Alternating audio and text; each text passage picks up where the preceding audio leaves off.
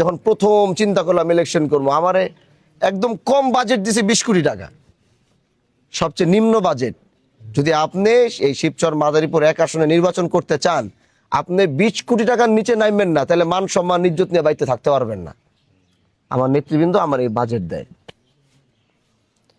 একটা ইলেকশন করতে গেলে আমরা সারা জীবন শুনেছি প্রশাসনিক একটা সেটআপ লাগে। আমার মনে হয় না আমরা কোনো প্রশাসনের লগে বসছি কোনো বসছি কারোর সাথে বসছি। একটা ওসি থেকে শুরু করে একটা ডিসিএসপি কারোর সাথে আমরা বসিনি। একটা ইলেকশন করতে গেলে চেয়ারম্যান সবার সাথে বলে আলাদা করে সেটআপ রাখতে হয়, মেম্বারদের সাথে একটা ভালো সম্পর্ক রাখতে হয়। আমরা সেটা পর্যন্ত করিনি। আমরা এই দেশের অনেক বড় লোকরা ছিল, কোটিপতিরা ছিল, ব্যক্তিগতভাবে হয়তো অনেকে বইলাই ফেলছে যে ভাই এখন টাকা পয়সা নাই, কিছু একটা করেন, যান কোন কিছু টাকা নেন। আল্লাহ আমাদেরকে সেটাও করায়নি।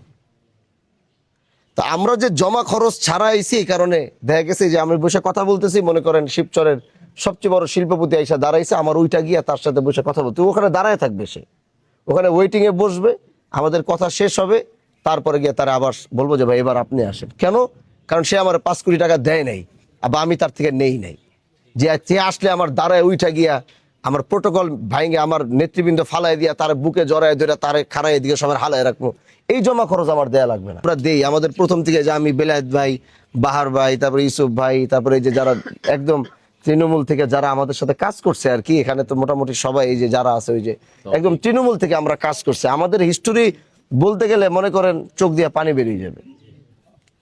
আমাদের এই 10 দল যারা আমরা একসাথে কাজ করছি, আমাদের ভিত্তিটাকে আরো তৃণমূল থেকে, কেউ যত মনে না করে যে সরকার গঠন করছি আমরা গঠন করছি রাজত্ব। আমি আগেই বলছি যে আমরা রাজনীতি করছি জনগণ নিয়ে। আমরা রাজনীতি করছি কি ভাই?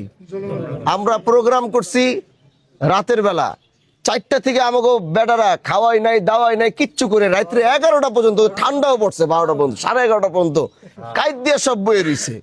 আর যারা এই দেশের সরকার গঠন করছে আমরা তাকে অনুষ্ঠানও দেখছি, যে যখন তাকে এমপি ক্যান্ডিডেট যখন বক্তব্য দেয় তখন সামনে 2-4টা 5-10 দাঁড়ায় রয়েছে, পিছনে সব খালি। তাহলে আমাদের বুঝতে হবে যে জনগণ আমাদের সাথে আছে। এই 10 দলীয় জোট এবার ক্ষমতায় আসতো, কিন্তু এটা একটা মেকানিজম ছিল যেটার সামনে আমরা হার মানছি। এখনো আমি করে বলতে পারবো জনগণ এখনো আমাদের সাপোর্টে। এটা আমি মানে মোটামুটি তো কম বেশি সব জায়গায় উঠছি বসছি, জনগণ আমাদেরকে চাইছে, জনগণ চাইছে এবার আমাদেরকে দেখতে আমরা কি চাই। কিন্তু তারা জনগণ চেষ্টা করছে, কিন্তু আমরা তাদের আমানত রক্ষা করতে পারি নাই। আমাদেরও মেকানিজম আমরাও পারি নাই, ওদের মেকানিজমের সামনে আমরা হাইরে গেছি। কারণ তারা ইন্টারন্যাশনাল মেকানিজম করছে এখানে, যেটা আমাদের ধোয়া ছোঁয়ার অনেকের বাহিরে। রাতের বেলা মামুন ভাইয়ের 13 আসনে সেনাবাহিনী এইসব ব্যালট বক্সে উঠাই নিয়ে চলে গেছে, কেউ কিছু বলার কোনো সামর্থ্য নাই। এই বিষয়গুলো তো তারপরও আল্লাহ আমাদেরকে 18 কোটি মানুষের একটা জিম্মাদারি দিয়ে আমাদেরকে পাঠাইছে। এতটুকু আমরা বিশ্বাস করতে পারি, আস্থা রাখতে পারি। আমার অনেক বড় বড় দলের নেতারা আমার ফোন দিয়ে বলছে, হামজালা ভাই আপনার ভিতরে হাজী শরীয়তুল্লাহর রক্ত, আপনার হয়তো অনেকে এখন ম্যানেজ করার চেষ্টা করবে, আপনি কারো কাছে বিক্রি হইন না। আমি কই ভাই বিক্রি হইলে আগেই হইতে পারতাম, এখন আর বিক্রি হয়ে কি হইব? যখন ক্ষমতা ছিল না, কিছু ছিল না, তখনই তো বিক্রি হইতে পারতাম। তা আমি তারে বলছি যে ভাই এতটুকু মনে রাখেন, হাজী শরীয়তুল্লাহর বংশের সন্তান যেদিন পার্লামেন্টে দাঁড়াবে, ওদিন দেশের পক্ষেই দাঁড়াবে, দেশের মানুষের পক্ষেই দাঁড়াবে। এজন্য আমরা আমাদের সর্বোচ্চ চেষ্টাটা চালিয়ে যাব। আমাদের সময় যে শেষ হয়ে গেছে তা না। এই 5 বছর আমাদের এই 69 জনের নির্বাচনী এলাকা থেকে এবং তাদের পার্লামেন্টের ভূমিকার উপরে 77 নাকি 77 হয়েছে 77 এই 77 জনের ভূমিকায় আলহামদুলিল্লাহ আগামী 5 বছর পরে, যেটা আমরা এই বছর হয়তো এইবার আমরা ব্যর্থ হয়েছি, আমরা হাইরে গেছি, পারি নাই, আমরা ব্যর্থ হই না, কিন্তু আমরা আমাদের মেকানিজমের সামনে আমরা হার মানি, কৌশলে আমরা হাইরে গেছি। কিন্তু ইনশাআল্লাহ যেহেতু আমরা এতগুলো মানুষ এবার সেখানে গেছি, এটা আরো মজবুত হয়ে আসবে আগামীতে ইনশাআল্লাহ। এটা এত মজবুত হবে, আল্লাহ যদি চায় এটা এত মজবুত হবে, যেটার সামনে হয়তো ইন্টারন্যাশনাল মেকানিজম হার মাইনা যাবে, পারবে না। এটা আমাদের একটা বিশ্বাস এবং আস্থা আছে।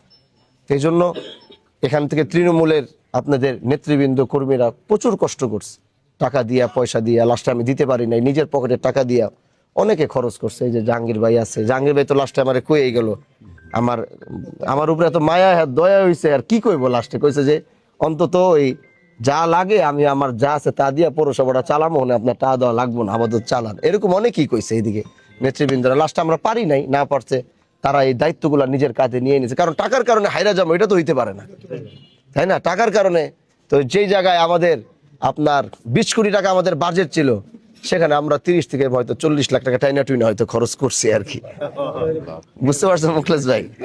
সেখানে আমরা 35 থেকে 40 লাখ টাকা হয়তো টাইনা টুইনা আমরা খরচ মরচ করছি আর কি, টাইনা টুইনা এত হইব না, আরো কম হইব। আলহামদুলিল্লাহ। এটা একটা মেম্বারও হয়তো এই দেশের এই এলাকার একটা মেম্বার 1 কোটি টাকা খরচ করে।